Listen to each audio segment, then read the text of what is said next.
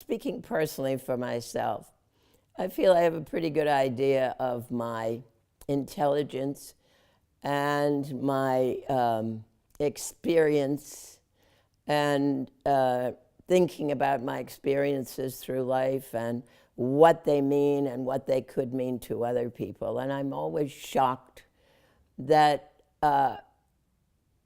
so few people, and there are a few, so few people really care about my ideas and the results of my experiences. I'm not offered many opportunities to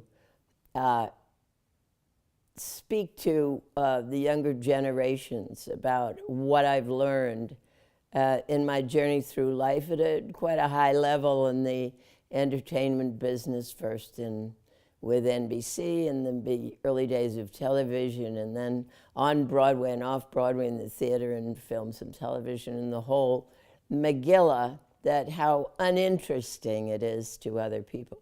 I don't think that's personal. I think that has to do with being an older woman. If one more person tells me I'm a miracle because I'm in my 80s and out and about and being seen and working very hard to get a lot of things done and constantly have it in my mind, don't give up, don't give up. Even if you lose your enthusiasm, there are reasons why you've lost it that are not your reasons, don't give up. But I really want to speak about Elsa Rael because I was doing for Joe Papp, Dario Fo Franco-Rami's feminist plays here in the States. I did the American premiere of them. I adapted them myself as well. And Franca and I directed them. And one of them is, it's a Medea that was supposedly performed in town squares in Italy and written in an old-styled Italian or in maybe a small-town type of Italian by Dario. Since I'm not Italian, I really don't know what this language situation is all about. But anyway, it's a small town. Medea, a one-woman show that is done in squares, those wonderful cobblestone squares in Italian towns and small cities. And I was doing it at Joe Papp's, and Elsa Rael asked me to please do it at this first festival she had of older women's work. And so, of course, I said yes, because I love Elsa, and also because I was very eager to play it for an audience of women, because my stage manager, who when we were in the Newman Theater was behind the audience, said it was very interesting to see how women with men responded to these feminist pieces that I did, many of them, several different nights worth.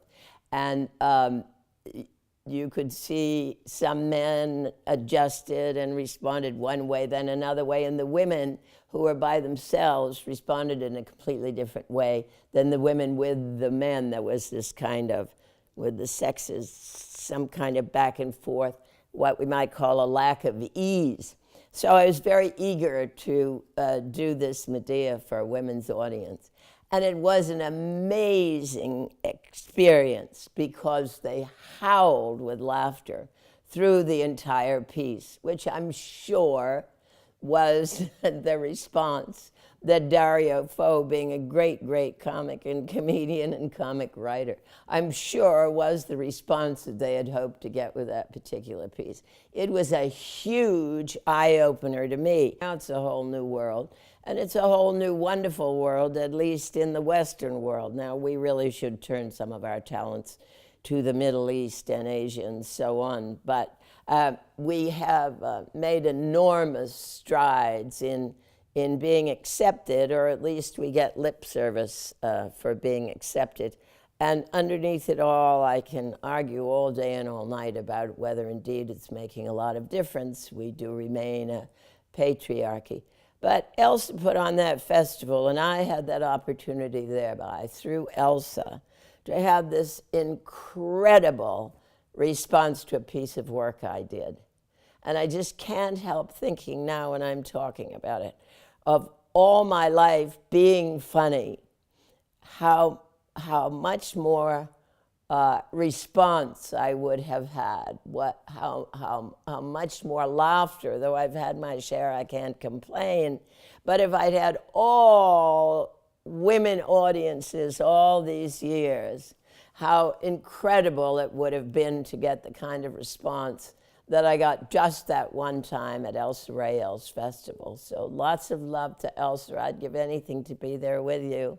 And congratulations for a life well lived.